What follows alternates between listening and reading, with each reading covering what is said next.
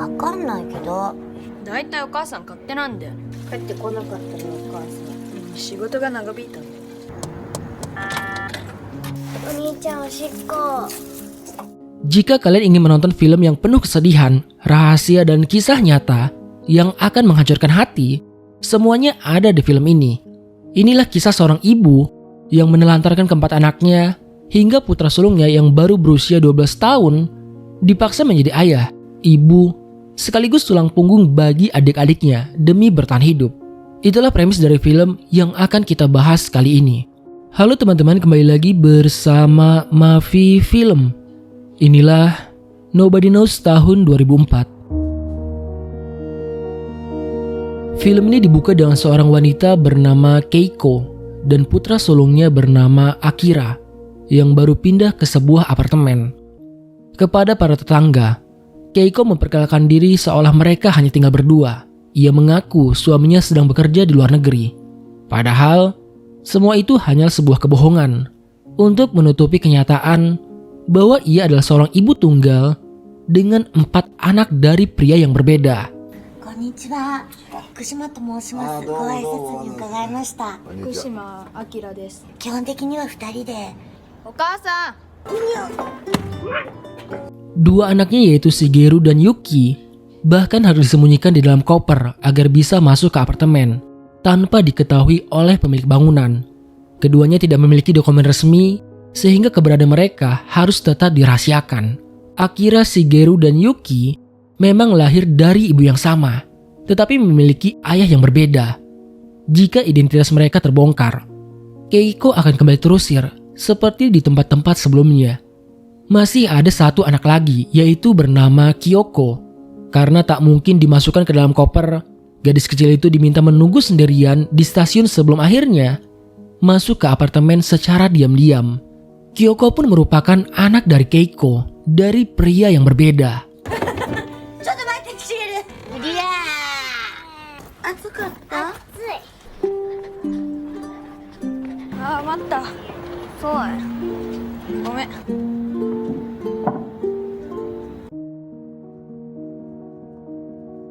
Sesampainya di apartemen, Keiko langsung menetapkan aturan yang tidak boleh dilanggar oleh keempat anaknya. Anak-anak dilarang keluar rumah, membuat keributan, atau bahkan sekedar muncul di balkon. Dari semuanya, Shigeru adalah yang paling sulit dikendalikan karena memiliki kebutuhan khusus. Di tempat tinggal sebelumnya, mereka diusir karena teriakannya menarik perhatian orang-orang. Jika rahasia ini terbongkar, Keiko bukan hanya kehilangan tempat tinggal, tetapi juga bisa berurusan dengan hukum. Keempat anaknya tidak bersekolah, tidak tercatat secara resmi, bahkan sebagian lahir tanpa akte kelahiran. Karena itulah setiap Keiko pergi, seluruh tanggung jawab menjaga adik-adiknya diserahkan kepada Akira. Terutama memastikan Shigeru tidak melakukan sesuatu yang bisa membongkar rahasia dari keluarga mereka. 新しいうち引っ越してきたので。わかる。できる？しょうがない。それはじゃあ京子ちゃんだけお洗濯の時はトランクの中に入ればいいんじゃん。キラはもう全然わかってるけど。 Pada keesokan harinya, setelah Keiko berangkat bekerja, Akira langsung mengambil alih semua urusan rumah. Anak-anak itu sudah terbiasa untuk hidup mandiri. Masing-masing memiliki tugas sendiri. Akira bertanggung jawab berbelanja, memasak sekaligus memastikan adik-adiknya tetap dalam keadaan baik. Sementara itu, Kyoko mencuci pakaian di mesin cuci yang berada di balkon. Setiap kali keluar sana, ia harus sangat berhati-hati agar tidak terlihat oleh para tetangga. Selain mengurus rumah, Akira juga tetap belajar meski tak pernah menginjak bangku sekolah. Sepulang kerja, sang ibu sesekali mengajarinya untuk membaca dan berhitung.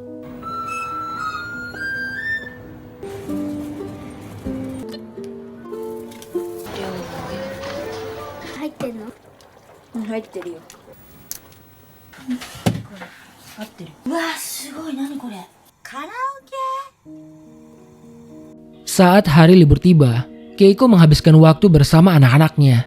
Ketika menjemur kasur di balkon, ia bercerita bahwa dirinya sedang jatuh cinta kepada seorang pria yang dianggap baik dan serius. Pria itu bahkan berjanji akan menikahinya, mengajak mereka tinggal di rumah yang layak, dan membuat Akira akhirnya bisa bersekolah. Namun Akira hanya terdiam. Ia heran, mengapa ibunya masih percaya pada janji manis, padahal pengalaman pahit sering kali terus berulang. Malam harinya, Akira melihat Keiko pulang dalam keadaan mabuk, sambil diantar oleh seorang pria. Ia memilih berpura-pura tidur.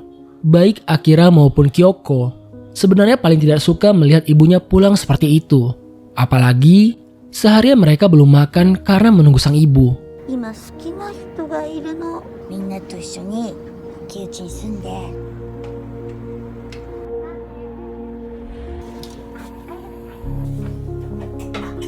お寿司もらったよ。お母さんお寿司。 Pada keesokan paginya, Keiko sudah pergi. Ia hanya meninggalkan pesan agar Akira menjaga adik-adiknya, beserta sejumlah uang yang cukup banyak, dan Akira tahu itu berarti ibunya akan menghilang selama beberapa hari seperti biasanya. Saat berbelanja kebutuhan rumah, Akira sempat membaca komik di sebuah toko. Tanpa disadarinya, sekelompok anak nakal memasukkan mainan ke dalam kantong belanjanya. Akira pun dituduh mencuri dan bahkan hampir dibawa ke kantor polisi. Untungnya, seorang kasir memeriksa rekaman CCTV dan membuktikan bahwa Akira tidak bersalah. Sebagai permintaan maaf, pihak toko memberinya roti daging untuk dibawa pulang. いつもこんなことしてんのか？撮ってません。さっきまであそこで漫画読んでた子が入れてったんだと思います。すいませんじゃないよ。早く渡して。はい。 Meski masih kecil, Akira sudah terbiasa mengatur keuangan keluarganya. Ia menghitung sisa uang, memperkirakan kebutuhan makan, sekaligus memikirkan tagihan yang segera jatuh tempo. Namun hari berganti minggu. Sebulan berlalu tanpa kabar dari sang ibu. Akira mencari pria yang diduga ayah Yuki untuk meminjam uang. Sayangnya pria itu hanyalah seorang sopir taksi bernama Sugihara yang juga hidup pas-pasan. Akira kemudian mendatangi pria lain yang juga diduga ayah Yuki. Tetapi pria itu menyangkal dan mengaku selalu menggunakan pengaman saat bersama Keiko. Meski begitu, ia tetap memberikan sedikit uang kepada Akira.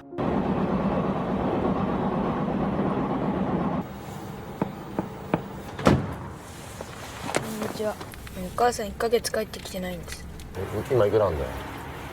1万円ぐらい。もしこんだけしかない。これだけだぞもうこれ最後だぞ。ありがとう。 Persediaan mereka semakin menipis. Uang yang tersisa hanya cukup membeli makanan, sementara uang sewa dan berbagai tagihan mulai menumpuk. Di tengah keputusasaan itu, Keiko tiba-tiba pulang membawa oleh-oleh seolah tidak pernah terjadi apa-apa. Saat Kyoko bertanya kemana ia pergi selama lebih dari sebulan, Keiko hanya menjawab bahwa dirinya bekerja di Osaka. Dari semua anaknya, Kyoko adalah orang yang paling mendambakan kasih sayang sang ibu.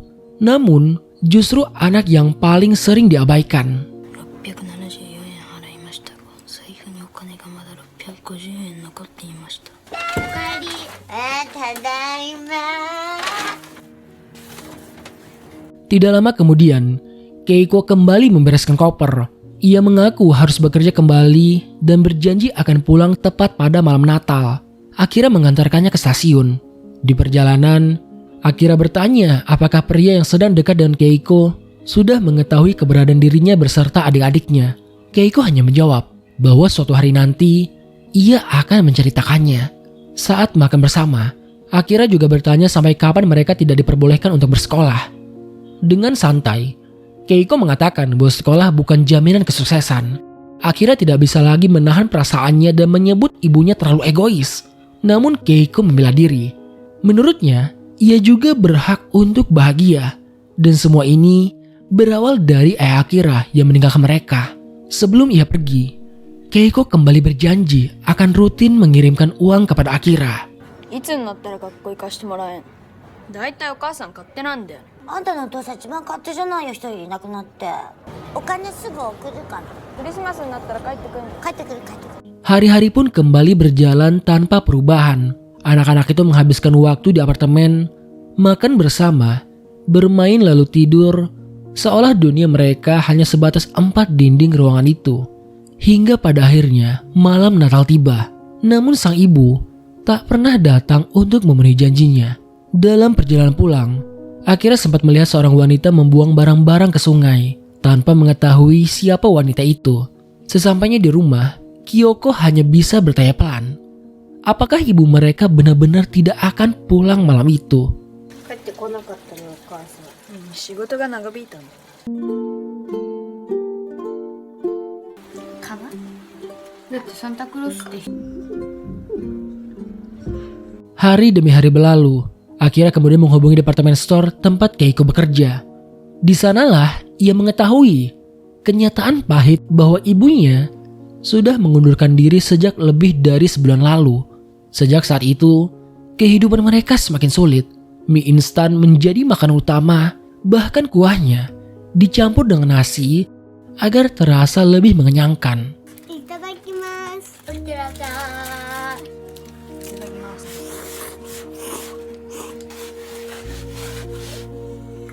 Suatu hari, kiriman uang akhirnya datang tanpa sepucuk pesan. Hanya ada alamat pengirimnya. Akira berhasil menemukan nomor telepon dari alamat tersebut. Saat dihubungi, ia mendengar suara yang sangat mirip dengan Keiko, tetapi menggunakan nama keluarga yang berbeda. Akira memilih diam. Mungkin ia sadar, ibunya telah memulai kehidupan baru.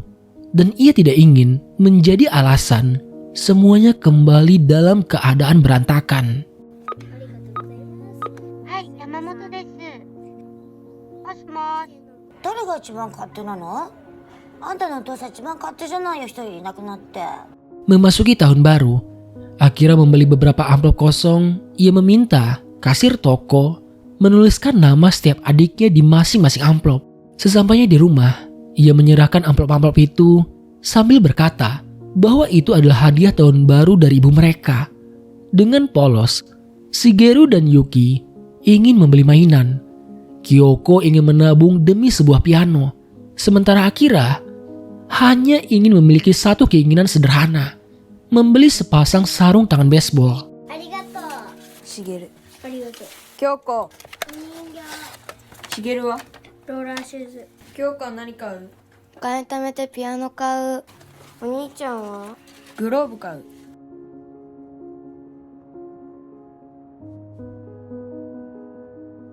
Waktu terus berlalu. Akira selalu berusaha meyakinkan adik-adiknya bahwa suatu hari nanti, ibu mereka pasti akan pulang. Namun saat ulang tahun dari Yuki tiba, Keiko tetap tidak kunjung tiba. Melihat adiknya sedih, Akira diam-diam mengajaknya keluar pada malam hari ketika suasana apartemen sepi. Saat bertemu dengan penghuni apartemen lain, Akira dengan tenang berbohong bahwa Yuki hanyalah sepupunya yang sedang menginap. Mereka lalu berjalan menyusuri keramaian pasar hingga menunggu di stasiun, berharap sang ibu akan datang. Akira tahu ibunya tidak akan muncul, tetapi ia tetap melakukannya demi menghibur ulang tahun dari Yuki. 親戚の子が一日泊まりに来てんです。もうあと1個買います。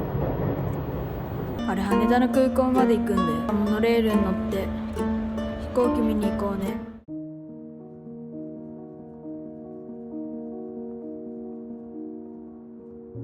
Di sisi lain, Akira mulai meluangkan waktu untuk bermain lempar bola.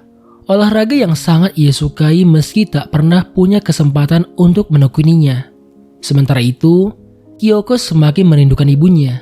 Shigeru mulai menjadikan balkon sebagai tempat untuk bermain. Dan Yuki perlahan belajar melakukan semuanya sendirian.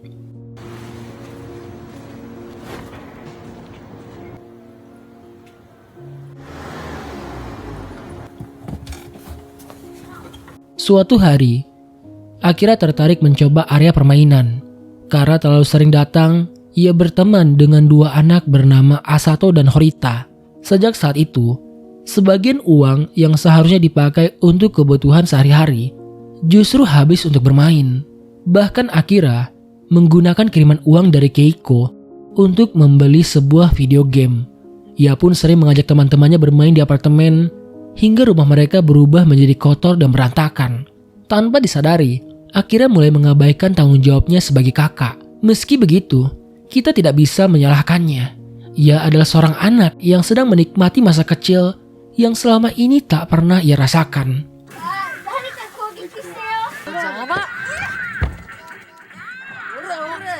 Suatu hari, Akira memergoki Asato mencuri mainan di sebuah toko.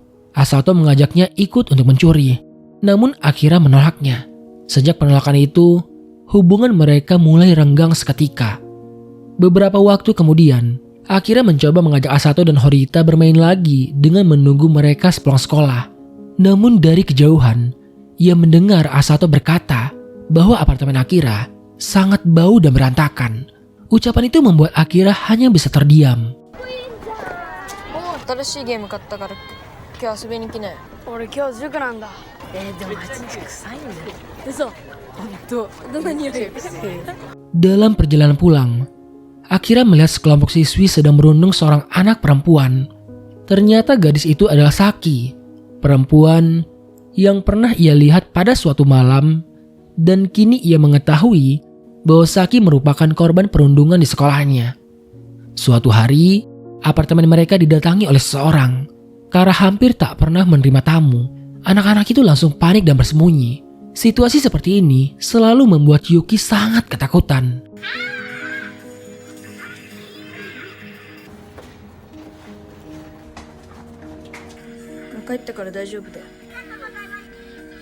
Merasa keuangan mereka semakin menipis, Akira mencoba mencari pekerjaan di toko langganannya.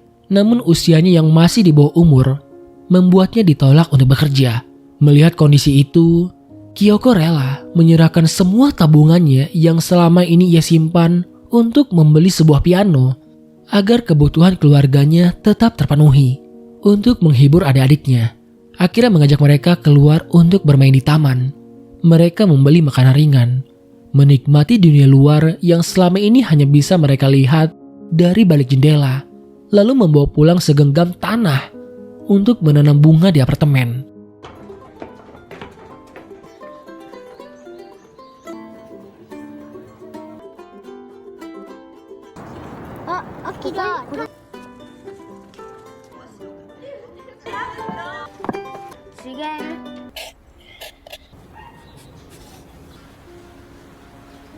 Namun keadaan terus memburuk.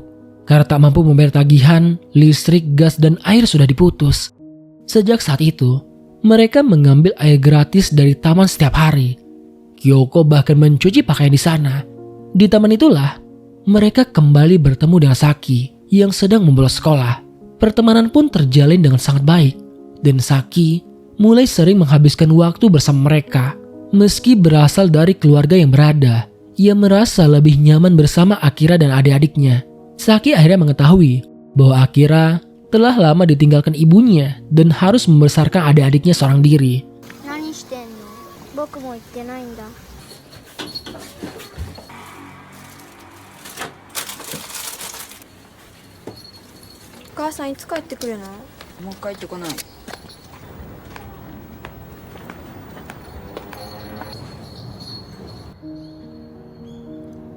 Untuk bertahan hidup, Akira sesekali mendapatkan makanan sisa yang tak terjual dari kasir toko langganannya. Makanan itu akhirnya dikonsumsi untuk menjadi penyelamat bagi adik-adiknya. Suatu hari, pemilik apartemen datang untuk menagih uang sewa. Beruntung, ia percaya begitu saja saat diberitahu bahwa Keiko sedang bekerja di luar kota. Saat mengantar Saki pulang, gadis itu mengatakan bahwa ia bisa membantu Akira untuk mendapatkan uang.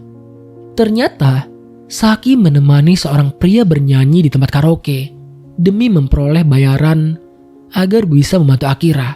Setelah ia selesai, ia mencoba memberikan uang itu kepada Akira. Namun Akira menolaknya karena tahu cara itu bukan jalan yang benar. Dan sejak saat itu, Saki menghilang dan tak lagi pernah menemui mereka.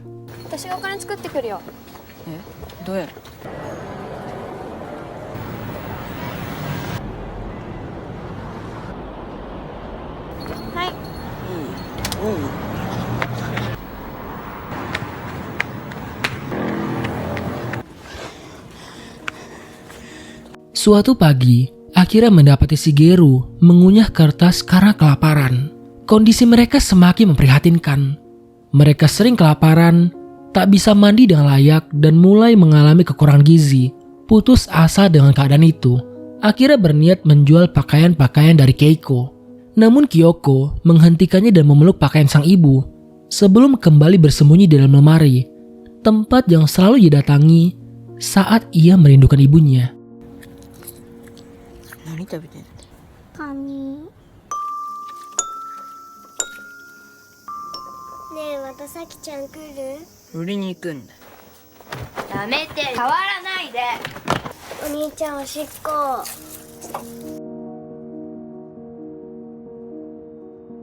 Untuk menghilangkan penat, Akira pergi ke lapangan baseball. Melihat tim yang kekurangan pemain, seorang pelatih mengajaknya ikut untuk bermain.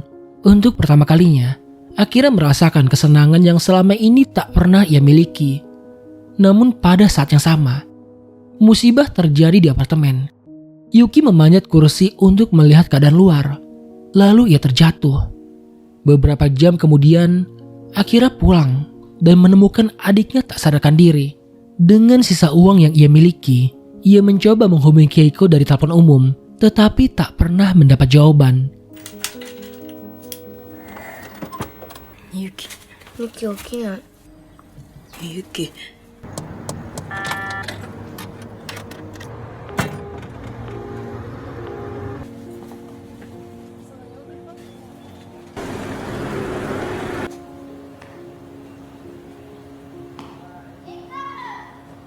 Pada keesokan paginya, tubuh Yuki sudah terasa dingin.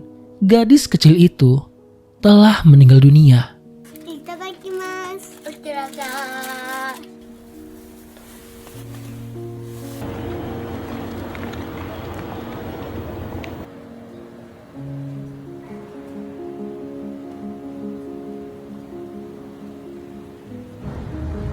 Dalam keadaan hancur dan tak tahu harus berbuat apa, Akira kembali bertemu Saki.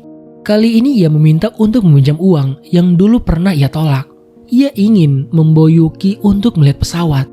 Sesuatu yang selama ini menjadi impian dari adiknya. Saat Saki melihat jasad Yuki yang terbaring di apartemen, ia hanya bisa terdiam. Di tengah kesedihan itu, Kyoko menunjukkan sebuah amplop yang baru diantarkan oleh tukang pos. Isinya berupa uang dan secarik pesan dari sang ibu. Saat itulah Akira menyadari kenyataan yang paling menyakitkan. Keiko benar-benar telah meninggalkan mereka untuk memulai kehidupan baru bersama pria lain. Sementara anak-anak sengaja ditinggalkannya. どうしたの？飛行機見せてやりたいんだ。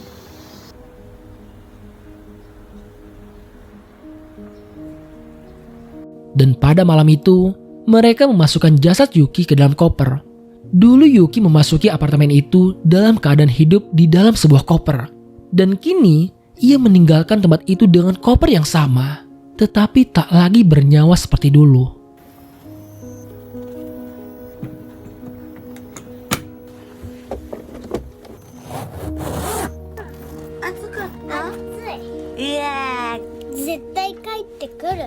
Bersama dengan Saki, Akira membawa koper itu keluar dalam keheningan yang menyayat hati.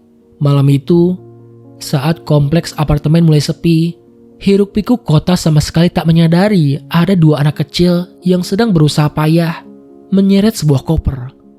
Bersama Saki, Akira membawa koper itu menuju sebuah lahan kosong di tepi danau, tak jauh dari bandara. Di tempat itu, Akira akhirnya memenuhi janjinya kepada Yuki.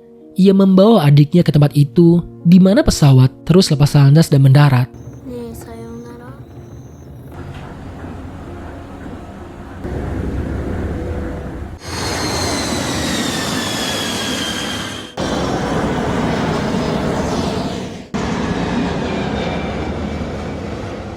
Saat suasana benar-benar aman, mereka mulai menggali tanah. Di bawah langit malam yang gelap, ditemani suara deru pesawat, Akira dan Saki menguburkan koper yang tak lain berisi jenazah dari Yuki.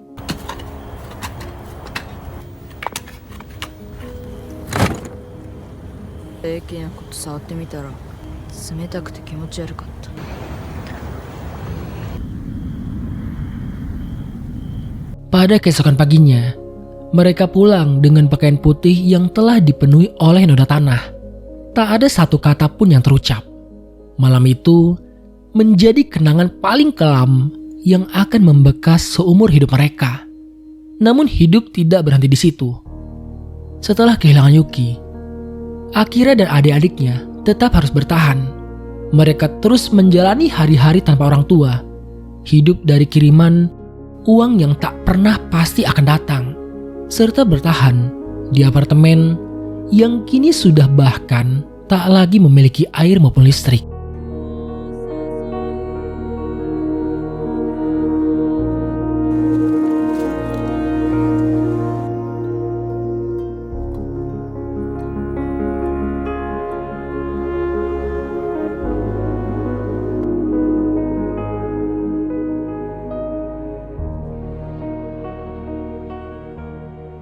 Ending film ini memang meninggalkan luka yang mengganjal di hati siapapun yang menontonnya.